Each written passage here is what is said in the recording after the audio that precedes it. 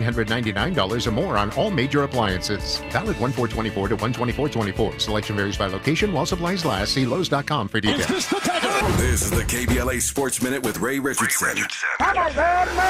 Sunday was a good day for both of LA's NBA teams. The Lakers got back to 500 with a 24-point win over Portland. D'Angelo Russell had a game-high 34 points and 8 assists. LeBron dropped 28. The Lakers play the Clippers Tuesday night. The Clippers are 13 games over 500 after a comeback win over Brooklyn.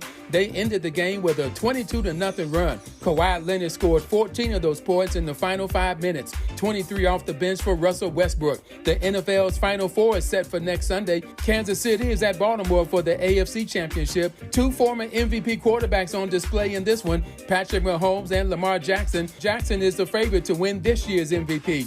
Detroit goes to San Francisco to battle for the NFC title. Detroit is the only NFC team that has never played in the Super Bowl. No debates, no speculation, just the info you need. That's your KBLA Sports Minute. I'm Ray Richardson on KBLA Talk 1580. Climate is king. At KBLA Talk 1580, we believe that caring for the community means caring about the climate. You might have heard that we announced a pretty bold 12-month, $2 million campaign to do 4 things. Increase climate literacy, turn up the volume on communities of color in the climate conversation, connect everyday people with the resources they need to survive and thrive, and highlight frontline climate justice crusaders of color throughout this year. KBLA Talk 1580 will be bringing you insightful interviews on all of our shows to help raise your climate IQ. Each quarter this year, we will also be hosting free climate events in various communities throughout the city with food, fun, and forward-thinking conversations. Thanks to partners like LADWP, Metro, Caltrans, the Sierra Club, the California Community Foundation, the California Endowment, AQMD, MWD, and more. You'll also be hearing more about a couple of national town halls broadcasting live from Los Angeles, to which you will be invited. And we'll be rolling out a robust social media campaign on all our platforms, as well as an outdoor media campaign, all designed to educate, enlighten, and empower you in our fight for climate justice. We want cleaner air. Caring about the community means caring about the climate. At KBLA Talk 1580, we believe that we really can change the world if we care enough. If we care enough. If we care enough. If we care enough. If we care enough.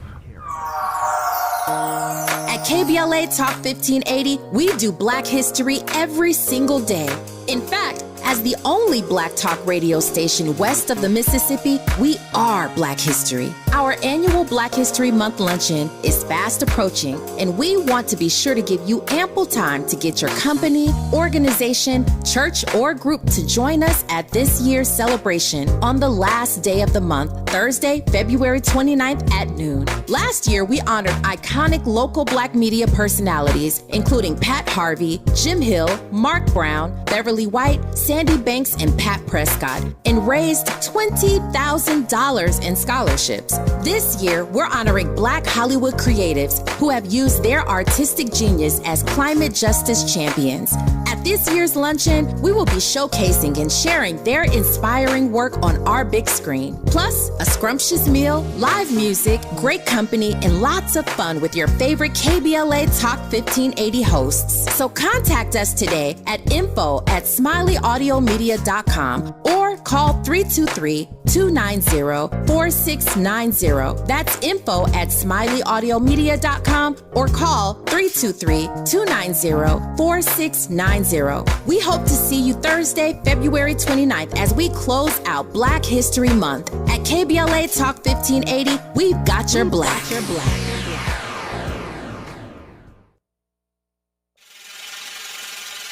Last time that I checked, it was 5 chains on my neck. It was no smut on my rap. Last time that I checked, I was selling zones in the set.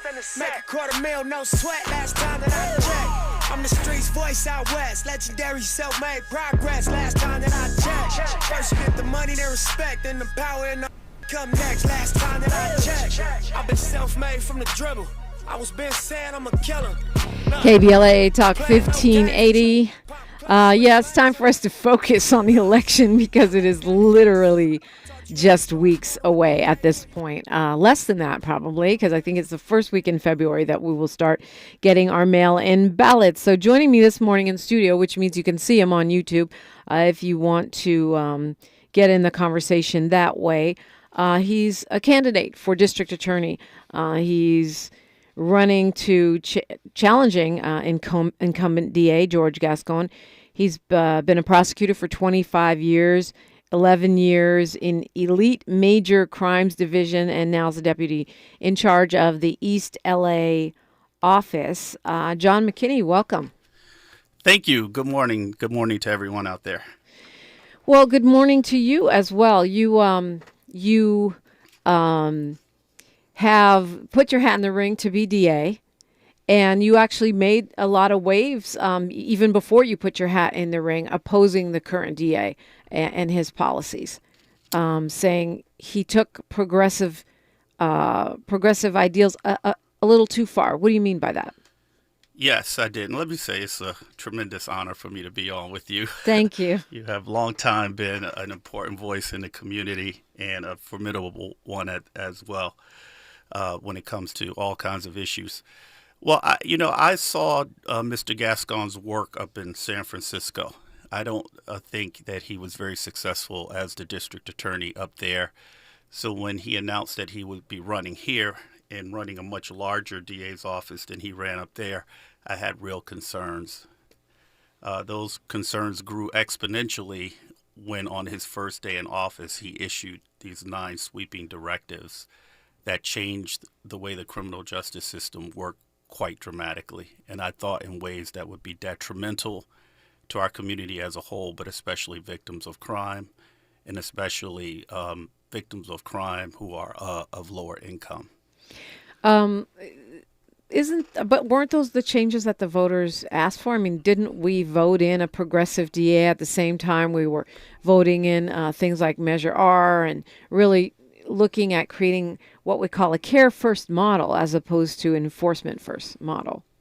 Yeah, I don't believe people really voted affirmatively for Mr. Gascon. I think he just happened to be the other person on the ballot when voters decided they wanted a change from the then district attorney, which was Jackie Lacey. Yeah, okay.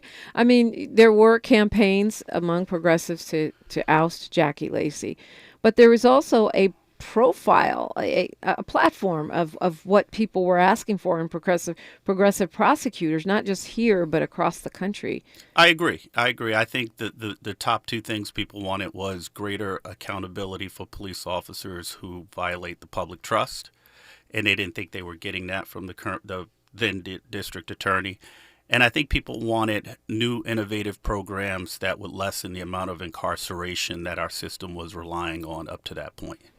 Yeah, I think we wanted a lot of other things too, like ending the death penalty and some of those ridiculous over-sentencing moves that, LADA is famous for. Right. So when I say people wanted to lessen the amount of incarceration under that rubric, I'm including some of the disproportional sentences that the system was producing at that time.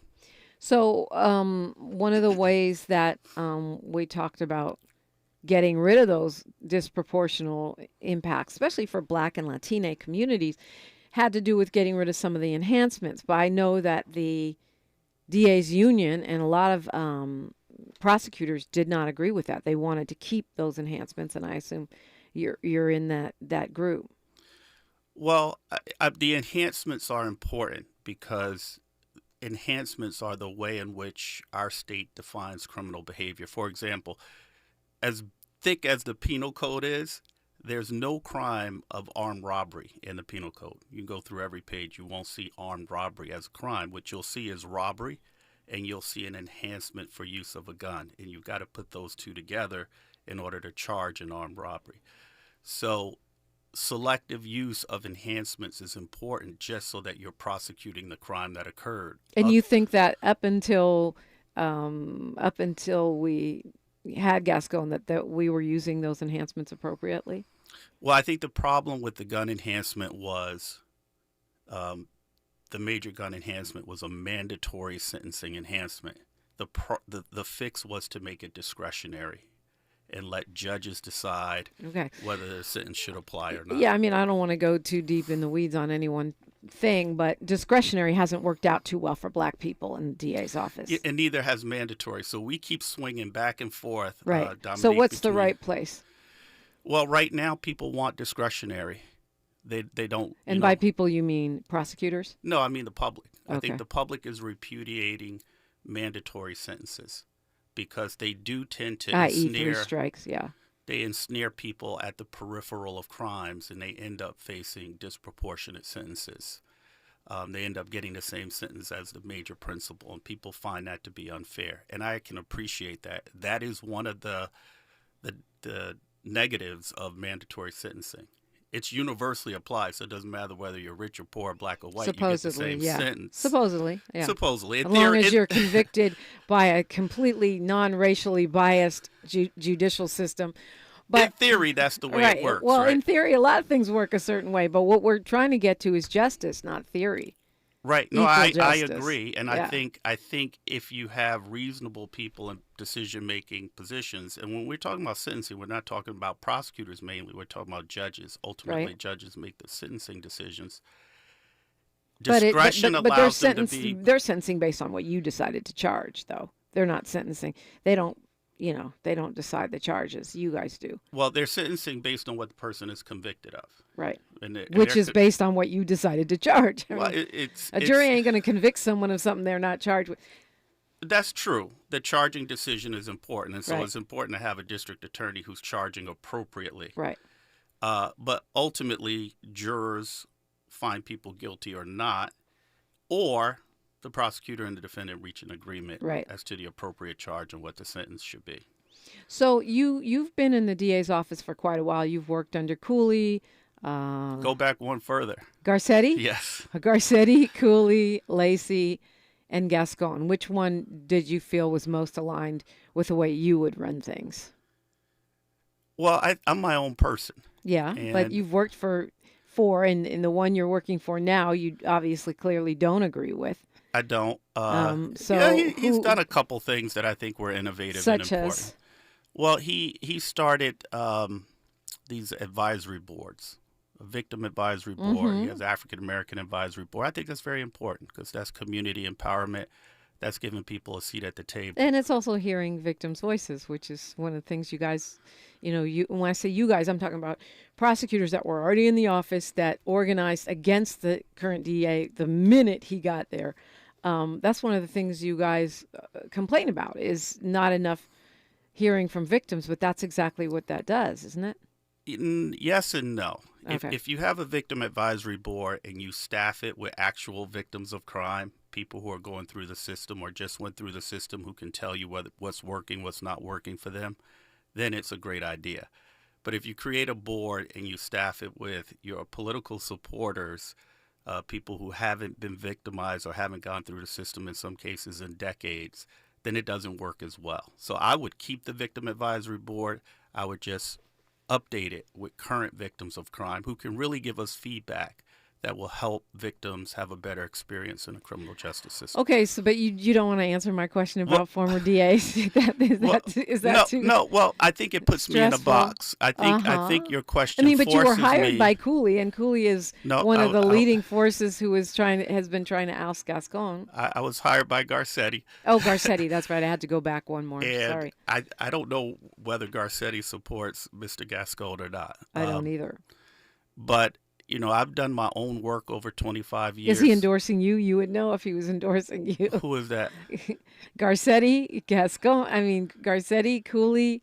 No former DA is endorsing me. Okay. Cooley is endorsing Hochman, who is a lifelong Republican. Mm-hmm. I have not had a conversation with Mr. Garcetti about an endorsement, so I don't know where he is on it. Okay, and your own, since you brought up another DA's political party affiliation, you want to share yours? Oh, I'm a lifelong Democrat. Mm-hmm. Okay. I became a Democrat in 1988. I was 19 years old. My first opportunity to vote, I voted for Michael Dukakis, who's a good candidate for president at the time, but he got some troubles with his wife and sitting in a tank with a helmet on that wasn't a good look for him. But yeah, I've been a Democrat my whole life. I inherited my politics from my family. We grew up poor. I grew up raised by my sister because my parents died at an early age, and so the Democratic Party spoke to people like me. They stood up for people like me. They said they wanted to make success possible for a young man like me, and I believed it, and I've been with the party ever since. And, we're going to continue this conversation. We're talking with John McKinney. He is a candidate for DA. And when we come forward, we'll find out what it is that he wants to do differently, what it is that he wants to bring to the DA's office that will be better than what we have right now, and why he's running.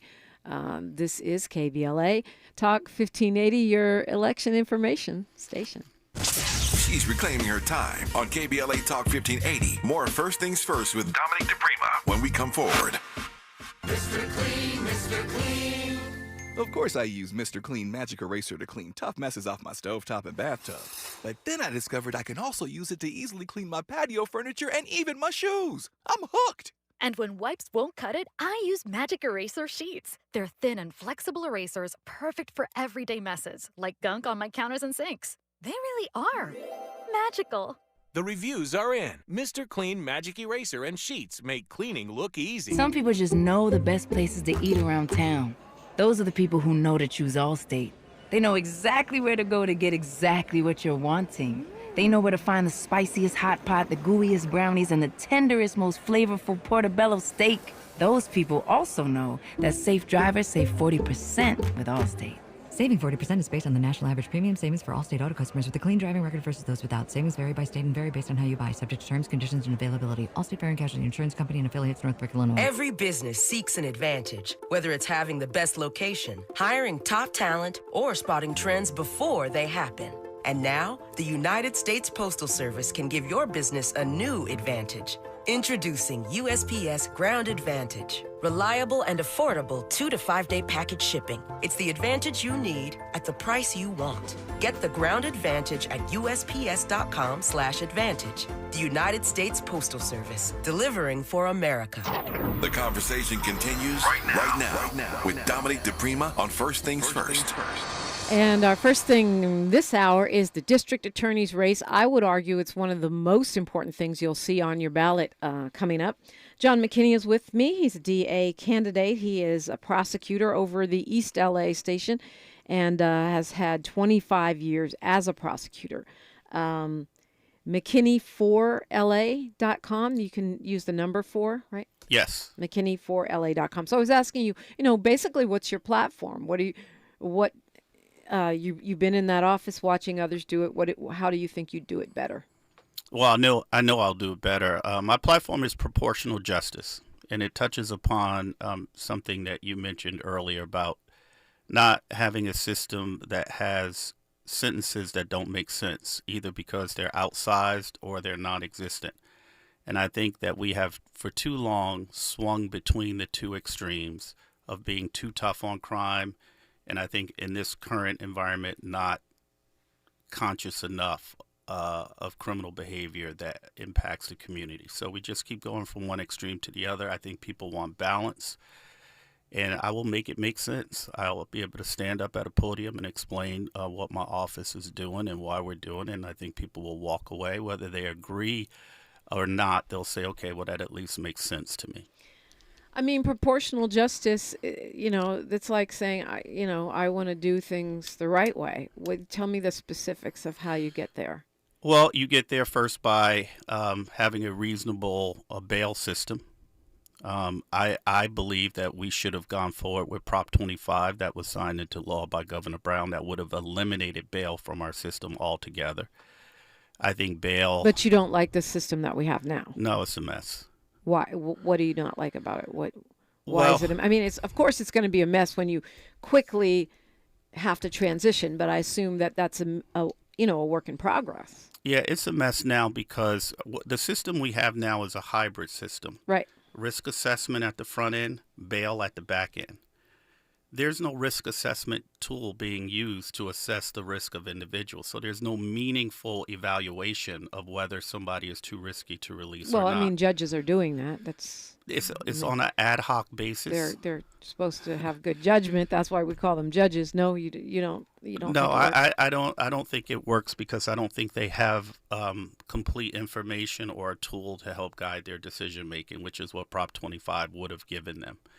Now, if bail was eliminated altogether, your law and order constituency, which is, I mean, it sounds like that's what you're leaning into, that we need to be a little bit, swing back the other way to more of a law and order kind of a carceral approach. How does that work if you eliminate bail altogether? Okay. I don't think that's a fair assessment. Okay, well, tell me why not. I think I appeal to people who want a reasonable and balanced system, people who believe in rehabilitation. And we use the term criminal justice reform, which is an idea, but the devil is really in the details. It doesn't mean anything until you come up with a policy or a law. I believe in policies and laws that are fair and make sense. That's kind of what the rubric proportional justice means. In terms of bail, I believe in a system in which people who don't pose a risk to public safety get released and fight their cases from the outside, but people who do stay in. I don't care how much money you have. I mean, that's supposedly what we have now, right? No, because we have bail, which allows anybody to get out if they can come up with access to the capital to get out. And that's where we get fair critiques of the system, that it's unfair to poor people. Yeah, well, that's been the whole reason for, I would imagine. I mean, there may be other reasons, but it's the main reason why we're having this conversation at all about eliminating bail, is that it is biased toward the rich. So when you say the current DA hasn't taken the position that I've taken. Which position is that? That we should eliminate bail from the system. And then how do you move forward from there? Well, you move forward with a true risk assessment evaluation for each person. But nobody has bail. No. Once a judge decides you're too risky to release, you fight your case from the inside. If a judge decides based on the guideline that he gets in his or her own decision and the arguments of counsel that you can be trusted to be released, you get out. How do you decide who decides who's a greater risk? I mean, that's the same beef you have with the current system, right? But that's what judges are for. They're neutral in the system, right? Oh. They'll have this Allegedly, risk assessment tool. Right. Okay, well, we have to assume that people are electing the judges, yeah. right? Well, yeah. We got to do a better job of that. I do think we're getting a broader diversity of people running for judge and being appointed to judge. And so anyway, assuming that you have a fair and reasonably intelligent judge, the judge also will have the benefit of this risk assessment score that will be universally applied throughout the county as a guideline in making his or her decision. So we'll know if there's a judge who consistently gets people who score low risk but keeps them in custody. I mean, but it is true that most judges are former prosecutors, just like you would be as a DA. Well, you'd still be a prosecutor. You'd just be the top prosecutor. And it very much, I mean, we just finally got like public defenders running for judge. So, but I digress. I don't want to, I think it's an important point. Clearly the system is skewed towards prosecution, and, prosecutors work hand in hand with police. You've been very supportive of working with the police unions. So how does that get evened out to where it's actually fair for Well, we have a defendants? system. We do have a system that, by design, is skewed in favor of people accused of crimes. Right? They get the benefit of the doubt at every step. You mean our Constitution? Yes. Okay. Well, I mean that is the system, right? The person isn't guilty until they prove their innocence. That doesn't mean it's skewed towards you. It just means it's constitutional. But I understand what you're saying. So you're not concerned about the pro-prosecutor, pro-police slant of the justice system playing out in that kind of a bail arrangement? No, because the legislature will create the factors to be considered and what weight each factor should be given. And we have a very, liberal to progressive legislature. I think we can trust them to come up with a fair list of factors and how they should be weighted. And the brilliance of it is it's applied universally across the county. So judges will get this guideline and they'll see, oh, this person scored high risk. Doesn't mean they have to keep them in, but at least they have that to go by. And right now there's none of that. Do you think, or let me ask it to you this way, how do you think that being an African American will impact your role as a district attorney if elected? Well, I think it impacts in a number of ways, even as a prosecutor over 25 years. You know, I've had white attorneys come up to me in court and tell me, you don't know what it's like to be African American, and then storm off. And I'm thinking, well, who does this guy think he's talking to?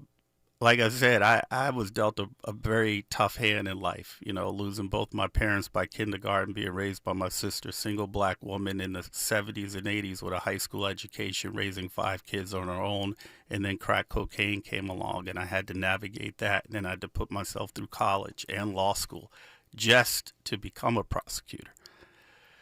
So I take all of that life experience. I've always relied on that in doing my job.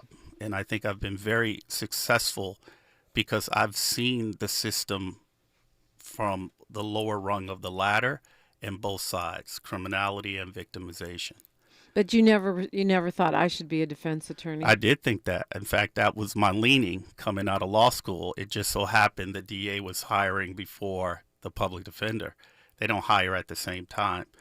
And my job, I had to pay rent, so I had to take the first job I could get. I actually applied with a number of criminal defense attorneys. I spent a day with the alternate public defender, hoping I could get a job with them, and because I had a lot of friends who sold crack. And my idea was, I'll become a lawyer. I'll go back home, and I'll help represent people like my friends and try to help minimize the damage that breaking the law, because they were breaking the law, would do to them. We just got a couple minutes here. I know on your spot that you run here on KBLA, you talk about being the guy who put Eric Holder Jr., the guy that killed Nipsey Hussle, in prison. I don't know if you want to talk about that or if there's something else you want to make a closing argument here about why we should vote for John McKinney for district attorney. Yeah, you know, the prosecution of Nipsey Hussle's killer was my last trial before I was transferred out of that elite major crimes division and put in the assignment that I am now, which I think is unfortunate. I know Mr. Gascon gets a lot of credit for supporting our community, but if people knew how he was really running the office, I think that perception would change. I was essentially thrown out of major crimes for no other reason than I was challenging his policies. And I've been a very successful prosecutor. I've prosecuted over 40 murder cases. I've won every single case. And I don't say that to brag. I say that to explain how badly I was treated by him, and other African Americans in the office have lawsuits pending against him for how they were treated. There's no black attorney in major crimes right now. I mean, yeah, to be fair, like there's a whole bunch of prosecutors suing. Right, but major crimes is special in the office because when I walk into a room with a group of police officers, or if I go to a community meeting and they hear that I'm major crimes, especially for our community, you just see people light up because it's an example of excellence within the DA's office. There's nobody there. He never replaced me with another African American. Now he will, because somebody will call him and say, hey, you probably should put an African American person in major crimes. There's been one there, at least one, for the last 20 years. Well, John McKinney, thank you for coming in and talking to me face to face. That is always better. You'll be able to find this whole podcast wherever you get your podcasts. And if you want to find out more about John McKinney, go to McKinney4LA.com. That's the number 4, McKinney4LA.com. Thanks so much. Thank you, Dominique. And everyone stay dry and stay safe out there. You're listening to KBLA Talk 1580. The station you turn to when you've had it up to gear with cultural incompetence. KBLA Talk 1580. Welcome to the start of a work week for many of us. I'm Mike Moore. Now, here's the latest from the Black Information Network. The Pentagon says several American service members were injured during a missile attack on an air base in western Iraq. Officials claim Iranian-backed militants launched ballistic missiles at the Al Assad air base on Saturday. U.S. Central Command says most of the missiles were intercepted, but some hit the base. Now to Maryland, where opening arguments by attorneys in the federal mortgage fraud trial of Baltimore City's former state's attorney, Marilyn Mosby, are set for today. The 44-year-old Mosby is accused of lying on her loan applications in the purchase of 2 vacation homes in Florida to hide tax debt and secure a lower interest rate. Mosby, who is African-American, has pleaded not guilty. And that's the latest. I'm Mike Moore from your 24/7 news source, the Black Information Network and BINnews.com. Shop the closeout event at Lowe's. Get up to 35% off select major appliances. Plus, save an extra $100 when you spend $999 or more on all major appliances. Valid 1/4/24 to 1/24/24. Selection varies by location while supplies last. See Lowe's.com for details. This is the KBLA Sports Minute with Ray Richardson. Sunday was a good day for both of LA's NBA teams. The Lakers got back to 500 with a 24-point win over Portland. D'Angelo Russell had a game-high 34 points and 8 assists. LeBron dropped 28. The Lakers play the Clippers Tuesday night. The Clippers are 13 games over 500 after a comeback win over Brooklyn. They ended the game with a 22-0 run. Kawhi Leonard scored 14 of those points in the final 5 minutes, 23 off the bench for Russell Westbrook. The NFL's Final Four is set for next Sunday. Kansas City is at Baltimore for the AFC Championship. 2 former MVP quarterbacks on display in this one, Patrick Mahomes and Lamar Jackson. Jackson is the favorite to win this year's MVP. Detroit goes to San Francisco to battle for the NFC title. Detroit is the only NFC team that has never played in the Super Bowl. No debates, no speculation, just the info you need. That's your KBLA Sports Minute. I'm Ray Richardson on KBLA Talk 1580.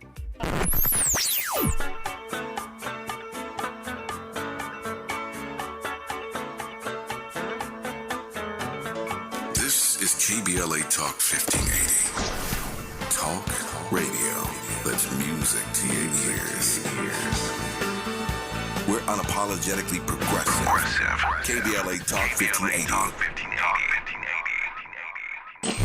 Got me a damn girl on my team. At KBLA Talk 1580, we believe we have the best tag team in morning radio. Dominique DiPrima and Tavis Smiley as the first black woman in Los Angeles to anchor a morning drive talk radio show. Dominique covers local politics like a blanket. Weekday mornings from 6 a.m. to 9 a.m. At 9 a.m., Dominique passes the baton to Tavis Smiley, who talks to everybody about everything every day until 12 noon. KBLA's dynamic duo, Dominique and Tavis. It's no wonder the LA Civil Rights Department is honoring Dominique DiPrima this year at its Tell Our Story honoring black journalist leaders and storytellers event, Thursday, February 8th. Or that the John M. Langston Bar Association of Los Angeles is honoring Tavis Smiley at its 47th Annual Installation and Scholarship Awards Gala with its Community Impact Award on February 10th. We couldn't be more proud of Dominique and Tavis, who make black history every day, not just in February. If you're missing Dominique and Tavis weekday mornings on KBLA Talk 1580, you're missing out. We're KBLA Talk 1580, and we've got your black.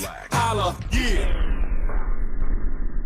COVID-19 renter protections are ending for City of Los Angeles tenants. Know your rights and these 3 facts. February 1st is the deadline to pay rental arrears for rent owed from October 1st, 2021 to January 31st, 2023. Residential tenants cannot be evicted without a reason or just cause. You have 5 days to respond to an eviction notice from the court. Learn more at housing.lacity.org. That's housing.lacity.org. Be informed. Be protected, be at home. This is KBLA Talk 1580, where hate loses and love wins. And I told you guys we were going to start getting it together for this election this week, and that is exactly what we're doing.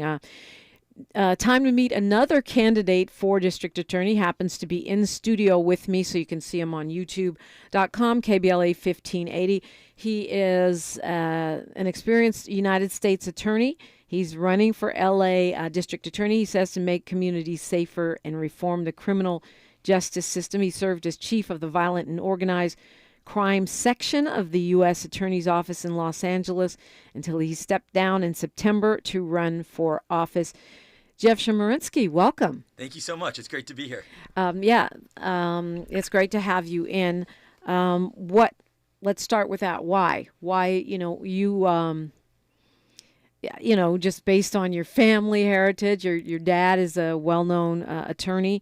I would say, well, this guy's probably progressive or at least liberal. Why run? I grew up in Los Angeles, and I left for college and law school, moved back here with my wife, and we're raising our 3 young kids here in Los Angeles. I love this city. I love this county, and I want to see it be the best it can be, and I want to see it be a place where people feel safe and feel proud, and I think right now we can be doing a lot better. I've spent the last 9.5 years as a federal prosecutor and assistant United States attorney here in Los Angeles. As you said, I was chief of the Violent and Organized Crime section at the U.S. Attorney's Office. And that's a U.S. Attorney's Office that spans a huge geographic scope. It's not just L.A. County, but it's L.A. County and 6 surrounding counties, 19 million people total. And I oversaw all violent crime prosecutions for that office. I worked with pretty much every law enforcement agency in the county, and did so successfully. I'm proud of my record as a federal prosecutor. I never lost a case. But what I saw at the U.S. Attorney's Office was part of what drove me to run. I saw a lot of chaos and dysfunction from the DA's office that was really getting in the way of important work from getting done. And what I've also seen is that the people of the county of Los Angeles have really lost confidence in their current district attorney, lost confidence in him to both keep them safe and to provide effective criminal justice reform. And so I launched this campaign in September, and I launched it with 3 major platforms or pillars. The first is public safety. The second is effective criminal justice reform. And the third is the need for new leadership and accountability within the district attorney's office. And I believe on all 3 of those, I can do a much better job than our current district attorney. When you say chaos coming from the DA's office, can you be specific? Sure. And I saw this all the time at the U.S. Attorney's Office. I saw that the current district attorney wasn't a good partner to law enforcement, that the law enforcement had largely lost confidence in the current district attorney to really manage the office and to manage the prosecutors under him. I think that the failure to have an effective partnership with law enforcement really is a major problem. But I also saw within the DA's office a lot of infighting. It was reported by the LA Times just last year that it was a DA's office at war with itself. And I think that's a real problem. I think we need a functioning DA's office. The reality right now is within the county there are so many problems. And I think we really need a DA's office that operates and a leader from the DA's office who has experience and vision, who's been a prosecutor, but is willing to and ready to tackle some of the big problems we have throughout this county.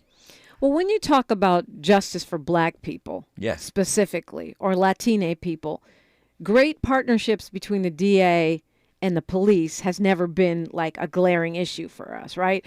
In fact, the partnerships are a little too cozy, leading to no accountability for police officers. So when I hear you say, I want to have a better relationship with police, it's not ticking any boxes for me. Yeah. So I think the answer is you need both. You need a DA who's both ready to partner with law enforcement to prosecute crime, investigate crime, but you also need a DA who's ready to be a check on law enforcement. I'm ready to play both roles. I'm proud, for example, that I've been endorsed by Connie Rice, who's the leading civil rights attorney in our area. And what she said, I think it's on my website, and I'd encourage people to look at it. She says that Jeff is the reformer that we really need for this area, that Jeff Chemerinsky was the reformer who can collaborate with communities and bring people along with him on criminal justice reform. But I think to do that effectively, you also need to be a prosecutor. And I believe I can fill both roles or wear both hats at the same time. I think that that's the balance that needs to be reached. And I think that I could really do both effectively. I'm thinking about the Obama administration's Blue Ribbon Commission on Policing, which Attorney Connie Rice sat on that commission. And one of the things they recommended was taking the prosecution of police officers out of local DA's offices and having an independent office to do that, because prosecutors tend to be so cozy with police. Yeah, I think that there's a lot of appeal to that. I don't think that's currently the way the system works. It isn't. But I think that there is certainly appeal to it. And one thing I can tell you, I come from the federal system, from being an assistant United States attorney here in Los Angeles. And I think we do this really well. I think many of the successful police accountability cases that you've seen prosecuted have come not from the DA's office, but from the U.S. Attorney's office. So I come from a culture and an office that really does that successfully. At the U.S. Attorney's office, for example, we prosecuted successfully the Rodney King case. And we get a number of referrals on police accountability issues. That's the office I come from, and I'm proud of that office and the culture that I would bring with me. So when you talk about reform, what are the reforms that you are targeting right now? So first, I think criminal justice reform is an acknowledgement that mass incarceration doesn't work, that warehousing people is not the solution to our problems. And we need to be really careful in our charging, in our pleading, in our sentencing of cases, that we don't warehouse people, that we are really careful of the effects that mass incarceration has on communities generally, and that our policies don't have that effect. So what I would do is I'd have a series of guidance and guidelines for how we charge cases that would be look at different, say, enhancements and treat different enhancements differently based on the factors and what the right just outcome is. There's no better way of doing it than that. That's what we do on the federal side, for example, and I think that is what we need at the DA level as well. I think blanket policies don't work, but we need is a series of guidance and guidelines that treat different enhancements differently and that makes sure that we fight back against policies of mass incarceration and injustices. Criminal justice reform, though, to me also includes something broader, which is the DA's office needs to be much more involved in making sure that we have effective rehabilitation programs, effective reentry programs. I think the reality right now is that our juvenile justice system is an embarrassment to our county, and it really requires a leader from the DA's office to tackle those problems and to really be hands-on with fixing our juvenile justice system. Our jails countywide also are unacceptable. 40 people died in county jail last year alone. And I think the DA's office has an important role to play. Finally, on mental health, I think the DA's office needs to be a real leader in the places in which the mental health system interacts with the criminal justice system. I think in all those places I would be a lot more energetic and a lot more active than our current district attorney. But I view all of that as effective criminal justice reform as well. So, I mean, again, it's not really again, but it's circling back to where we started, which is as a progressive, the first thing I say is it seems to me that DA George Gascon has made some big strides. It's one of the reasons why there's growing pains is because most of the prosecutors and police want to continue business as usual. So why would you as a reformer challenge a reformer rather than getting on board and supporting the agenda that he's put forth, which is really been underwritten by the voters? I think George Gascon has not been effective. I don't think he's been effective either as a crime fighter or as a reformer. I think the reforms that he put in place on day one were abrupt and inflexible. I don't think that they were well thought through. And they certainly didn't get the buy-in from anyone within his own office. And frankly, they haven't been well explained to the public either. I think I can do reform a lot better than our current district attorney. And I think the reality is right now, people have lost confidence in his ability to do it effectively and to do it in a way that makes sense. I think to be an effective reformer, you need to work within your own office. And the reality is right now, the district attorney's office has lost confidence in the district attorney. But I also think the public has lost confidence in the district attorney. And I believe that I can do both. And I can be a much more effective reformer because I'm someone who can bring the people along with me. I'm also someone who can work with the leadership throughout the county and the cities to build effective partnerships. And I think that that's incredibly important, especially with all the things that are broken within our county. I think in large part our district attorney is isolated. A lot of people don't want to partner with him. I think he's unnecessarily made himself an isolating figure. And I think that's a real problem for his leadership and a real problem for our county as a result. Jeff Chemerinsky is my guest. He's running for district attorney. And yes, to the person that just DM'd me, it is the son of the famous attorney and Professor Chemerinsky, who you have heard on this very program. Continuing the conversation when we come forward on KBLA Talk 1580. More of First Things First with Dominique DiPrima when we come forward. What's up? I'm Danelle Riley, FAMU alumni and creator of the HBCU Culture Shop. I am so proud of my new partnership with Black Beyond Measure and Target. They help me elevate community pride with my HBCU designs and continue to support Black creators and entrepreneurs with Target HBCU challenges, scholarship programs, and campus collaborations. Let's Let's come together this homecoming season and beyond. Shop my brand and discover other Black-owned products at target.com/blackbeyondmeasure. KBLA Talk 1580 is the exclusive media sponsor of This Light of Ours, activist photographers of the Civil Rights Movement. A dynamic new exhibition on view now at the Skirball Cultural Center in Los Angeles. This Light of Ours showcases more than 150 photos taken by movement insiders from diverse backgrounds that reveal the vital work undertaken by a broad coalition of organizers and everyday people whose collective action changed America. This Light of Ours is one of 3 temporary exhibitions currently on view at the Skirball, which together explore issues related to civil rights, immigration, and pluralism. Tickets and more information for all 3 exhibitions are available at skirball.org. That's skirball.org. SKIRBALL.org. Mr. Clean, Mr. Clean. Of course I use Mr. Clean Magic Eraser to clean tough messes off my stovetop and bathtub. But then I discovered I can also use it to easily clean my patio furniture and even my shoes. I'm hooked. And when wipes won't cut it, I use Magic Eraser Sheets. They're thin and flexible erasers, perfect for everyday messes, like gunk on my counters and sinks. They really are magical. The reviews are in. Mr. Clean Magic Eraser and Sheets make cleaning look easy. Your ancestors' favorite radio station, and your favorite morning show host. Let's get back to Dominique DiPrima right now. Right now, we're talking with Jeff Chemerinsky. He's a former U.S. attorney, right now a full-time campaigner for the district attorney's office.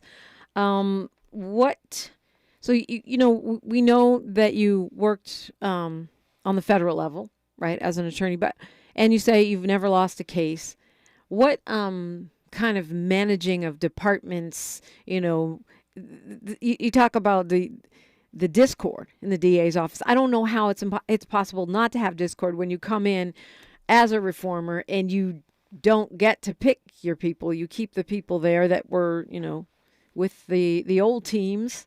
So what management experience, what leading experience do you have, leadership experience that can come to bear here? So I was chief of the Violent and Organized Crime section at the U.S. Attorney's Office, meaning I oversaw all violent crime prosecutions for the federal government, not just for L.A. County, but for L.A. County and 6 surrounding counties. It's a population in total of 19 million people, and I oversaw all violent crime prosecutions for that entire area. I managed a large team of attorneys, a large team of staff, and also worked with law enforcement throughout LA County and this broader area. And I think it's leadership experience that's really relevant to this job. What I've really spent my life doing as a federal prosecutor is prosecuting dangerous criminals and holding them accountable for their crimes. Now, I would say that I think George Gascon has had a number of leadership failures. I think it's telling, for example, that there's been over 15 lawsuits against him for his retaliation against his employees, his employment practices. And the first of those 15 went to a jury, and a jury awarded $1.5 million in damages that will be paid out of taxpayer money. And that's the first out of 15 lawsuits, and what's widely considered one of the weaker of the 15. The DA's office under our current district attorney is down from 1,000 prosecutors to about 800 prosecutors, and that shortage is a major problem, or that shortfall is a major problem. There's a case backlog of 13,000 cases waiting to be filed. Last leadership issue I would highlight is at the U.S. Attorney's Office, I led the robbery program for 7 years and oversaw a real expansion in the robbery program at the U.S. Attorney's Office. I really specialized in going after organized robbers, armed robbers in particular, and smash and grab robbers, and worked on really big robbery cases throughout my time at the U.S. Attorney's Office. I think it's a relevant experience for this particular moment, given the big problem we're having with smash and grab robberies that I think is really affecting people's sense of safety in our area and people's sense of safety in public spaces. Is it a big problem, or is it an overly hyped problem? I mean, it seems to me that's spectacular footage and everyone likes to clutch their pearls. But for me, in the community, I see bigger problems. I think smash and grab robberies is really a problem. As I talk to groups and individuals throughout the county, I hear over and over again that people don't feel safe right now, that people's sense of safety has really been shattered, and I think these smash and grab robberies have really contributed to that. And here I think you can see the district attorney's leadership failure. I think it's a real mistake that he didn't apply for millions of dollars in funding that was made available by the governor to go after this specific problem. And all he had to do was apply. 12 other DA's offices throughout the state applied and got millions of dollars. Our district attorney didn't apply and didn't get a cent, and I think that's unacceptable. And his explanation was he didn't realize he could apply. When pressed further, he said, well, he just decided not to. Either answer is unacceptable. To leave millions of dollars on the table. I think that's not quite exactly what he said, but I understand what you're saying. I don't have it memorized off the top of my head. But when you say it is a big problem because people feel afraid because we show it over and over and again on the news. People feel afraid because politicians like to scare people into voting for them. I mean, that's a tried and true playbook, right? Where it's like, oh, we're going to hell in a handbasket. Vote for me. I'll make you safe. But are you telling me that the data, and we saw the Retail Merchants Association backing off of their earlier assertions that some huge percentage of their revenue losses were coming from smash and grabs. So are you saying that the data support the level of hype and hysteria that we have around it, or that people are feeling around it? Or are you just going off of what people feel? I think both are relevant, but what the data shows is that violent crime is up compared to pre-pandemic levels. It's down compared, say, certain to types last of year. Violent, yeah. On violent crime compared to pre-pandemic levels, violent crime is up. Property crime is up year after year, and hate crime is up compared to last year. That's what the data shows. But I also think people's sense of safety is important, and I think you need a district attorney who can speak to that. I think people do know that our district attorney does not have the confidence of law enforcement and really doesn't have the confidence of the community at large, and I'm running to provide a strong prosecutor perspective, but also someone who can be a strong reformer, because I think you need both. And I don't think that that's what our current district attorney has provided, and I believe I can do both more effectively. One thing our current district attorney has done that we haven't seen much of in the past, decades, is some police accountability. We see accountability for Ryan Twyman, the young man who was killed by sheriffs here. And now you've got Torrance police being held accountable in the case of Christopher DeAndre Mitchell. That case is ongoing now. For many activists and black people who are just tired of cops killing us, that's important. What do you say about that? I believe in police accountability. I think that it's very important. I don't think our district attorney, honestly, has done a very good job at it. I think the LA Times, for example, had a very large article in its reporting just last year about failures in police accountability that I'd encourage people to look at and take a really critical look at. I think that I believe I can do this better. I come from an office where we get a number of referrals on police accountability that does this often quite well. And I do believe in police accountability, and I think it's extremely important.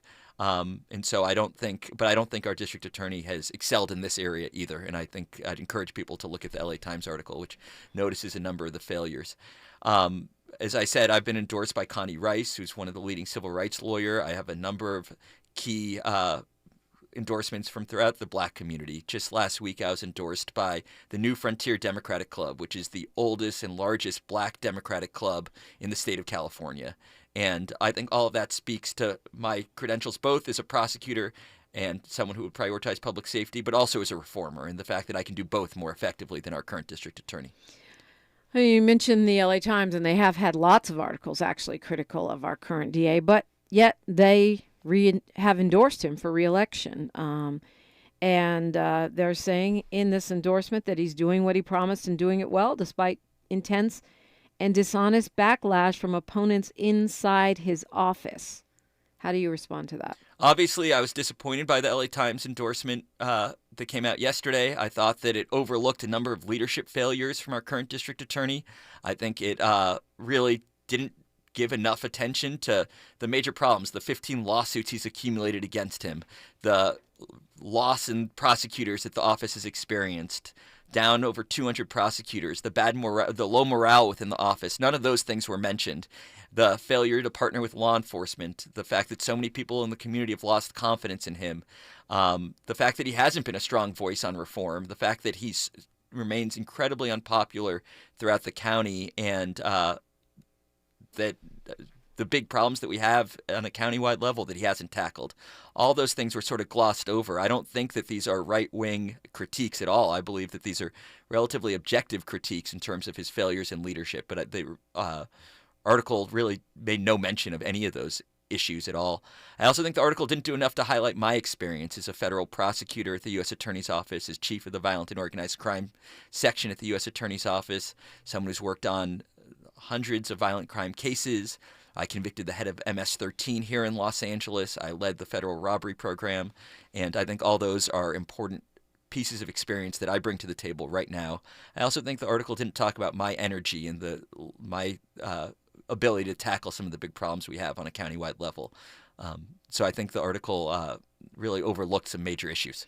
Okay, so while we're here, let's put in what you would have put in the article right now. Share with us, like, what we're getting, other than what we're not getting, what we're getting if we vote for Jeff Chemerinsky for district attorney. Sure. I believe that I bring to the table a number of really important things that the county needs at this moment. I think I have the experience as a federal prosecutor and chief of the Violent and Organized Crime section, who's worked successfully with law enforcement throughout the county to really tackle the public safety issues that I think so many people are concerned about and that we're experiencing right now. I've convicted the head of MS-13. I've worked with law enforcement throughout the county. I led the federal robbery program for over 7 years and worked on smash and grab robberies, organized retail theft, and armed robbery cases extensively. I also believe I have the energy to really tackle the big problems that we're having right now in terms of juvenile justice, our county jails, our mental health system. All those areas throughout the county are right now at this moment unacceptable, and our DA in 3 years has done nothing to tackle them. And finally, I think I have the vision to really make a big difference in this county in terms of focusing on what we need to focus on, working with law enforcement, but also promoting rehabilitation, reentry programs, doing everything the DA's office can do in terms of leadership on homelessness. And I think our DA has failed there as well. I think in terms of what I believe are the fair critiques of our district attorney, I think he ran on a reform platform, and I think his reforms have underdelivered. I think the reforms he issued on day one were not well thought through. They were abrupt and inflexible, and there have also been really glaring leadership problems with the way he's gone about managing the office. The lawsuits he's accumulated against him, over 15 of them, the loss in prosecutors throughout the office, the low morale throughout the office, the failures to work with law enforcement, the lack of confidence that exists right now with law enforcement and throughout the community and his leadership, and the fact that he's failed to tackle some of the major problems we have throughout the county. That he's been in office now 3 years, and juvenile justice throughout the county is really unacceptable. Our jails are unacceptable. Mental health. I mean, to be fair, juvenile justice in this county has been pretty messed up for quite a while. That's right, but at what point are we going to say enough? Yeah. And so I think that, and then there are other issues. Deputy gangs, for example. What has our district attorney done on deputy gangs? What will you do? I mean, I think there are tools the DA's office can and should do on day one to really disrupt deputy gangs. I think that they're a major problem. I do believe that there are likely constitutional violations occurring with deputy gangs, and I think the DA's office has tools, whether they're investigative or otherwise, to disrupt deputy gangs, and they should be used. Just got a minute here. So the LA Times said you'd be just as much of an outsider as Gascon. I don't know if you want to address that or bring us home with something else. You got 60 seconds. Sure. I'm an experienced prosecutor. I just spent 9.5 years as a federal prosecutor at the United States Attorney's Office, leading the Violent and Organized Crime section. I stepped down on September 8th to run for district attorney because I think this is an incredibly important election, an incredibly important job. I believe I'm the best Democrat in this race. I believe that I'm the one who can best balance both public safety and effective criminal justice reform because I think you need both. It's telling that been endorsed by leaders such as Connie Rice, by our city attorney Heidi Feldstein Soto, by the New Frontier Democratic Club, which is the oldest and largest black Democratic club throughout the county. I think that I can provide the energy, the vision, the experience that our county really needs right now to tackle these issues. I think our current district attorney has had his chance, and I don't believe he's delivered effective leadership for our county. And I believe that's what I can provide for the people of this county. Jeff Chemerinsky, thank you for coming into the studio and letting us see you and hear from you on YouTube. If you want to find out more, go to his website, which is www.jeffforda.com. jeffforda.com. Thanks again. Thank you so much. KBLA Talk 1580. KBLA 1580 Santa Monica. Welcome to the start of a work week for many of us. I'm Mike Moore. Now, here's the latest from the Black Information Network. The Pentagon says several American service members were injured during a missile attack on an air base in western Iraq. Officials claim Iranian-backed militants launched ballistic missiles at the Al-Assad air base on Saturday. U.S. Central Command says most of the missiles were intercepted, but some hit the base. Now to Maryland, where opening arguments by attorneys in the federal mortgage fraud trial of Baltimore City's former state's attorney, Marilyn Mosby, are set for today. The 44-year-old Mosby is accused of lying on her loan applications in the purchase of 2 vacation homes in Florida to hide tax debt and secure a lower interest rate. Mosby, who is African American, has played